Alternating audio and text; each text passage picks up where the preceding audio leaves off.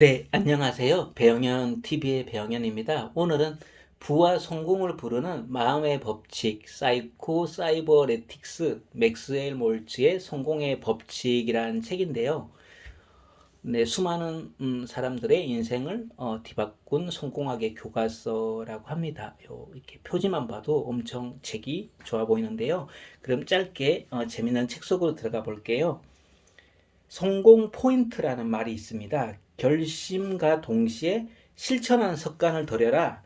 아무리 사소한 문제라도 결단성과 단호함을 갖고 처리하도록 노력해야 한다.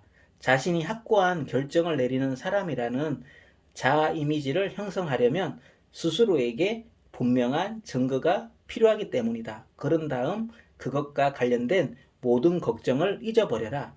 친구와 식당에 가서 메뉴를 고르는 일로 고민에 빠지거나 심지어 주문한 후에 마음을 바꾸는 사람이 되어서는 안 된다. 음식을 고른 후에는 메뉴판을 덮어라. 쇼핑을 할 때도 물건을 집어들었으면 구입하라. 자신을 의심하는 사람은 적군에 가담해서 스스로에게 좋은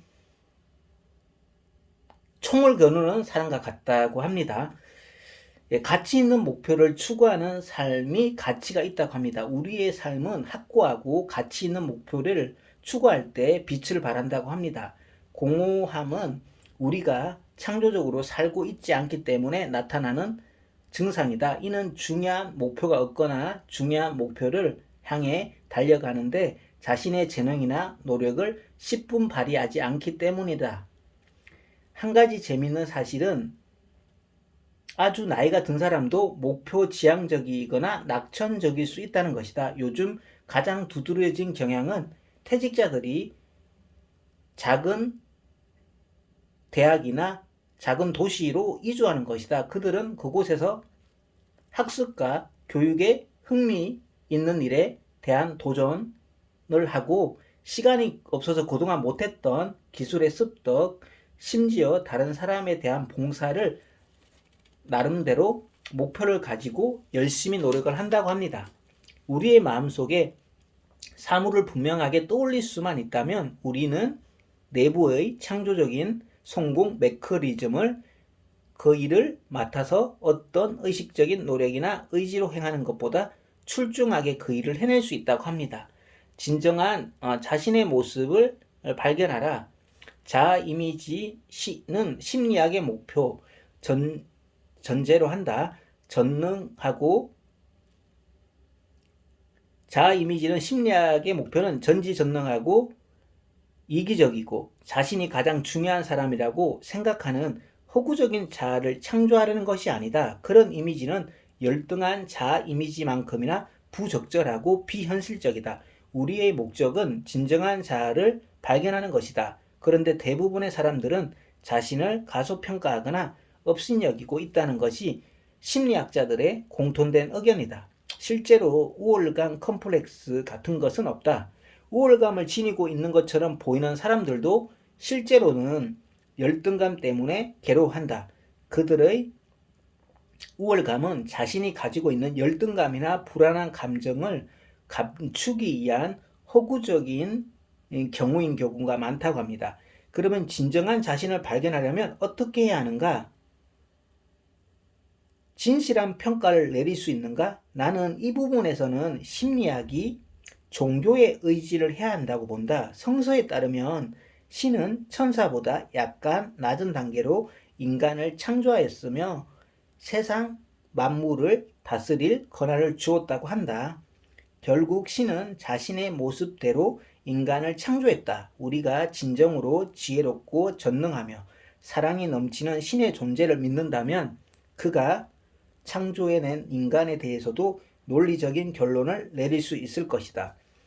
우선 신은 위대한 화가가 형편없이 그림을 그리지 않듯이 열등한 피조물을 만들지 않았을 것이다. 자동차 생산자가 일부러 자동차의 결함을 만들지 않듯이 신도 자신의 피조물이 실패하도록 고의적으로 유도하지 않을 것이다.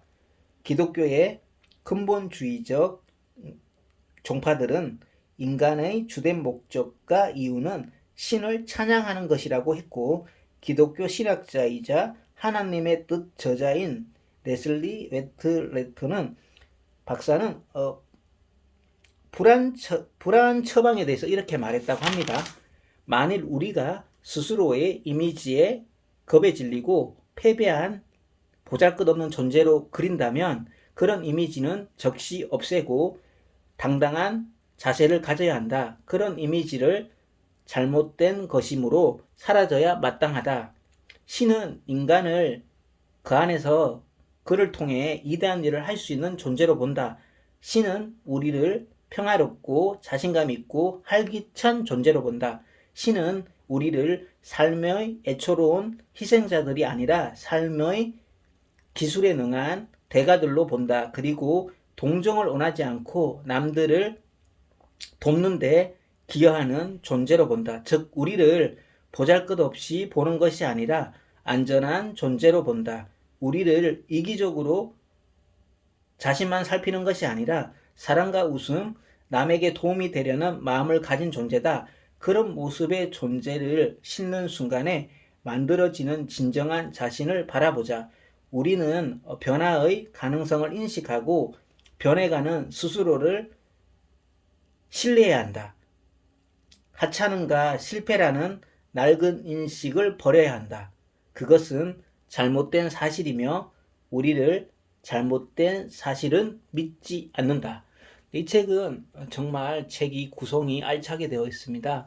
그래서 한번 보시면 여러 가지도 도움을 많이 보실 수 있을 것 같아요. 혹시라도 뭔가 마음에 힘든 부분이 있다면 가까운 교회를 한번 가보시는 것도 좋을 것 같아요. 늘 좋아요와 구독 감사합니다. 사랑합니다. 축복합니다.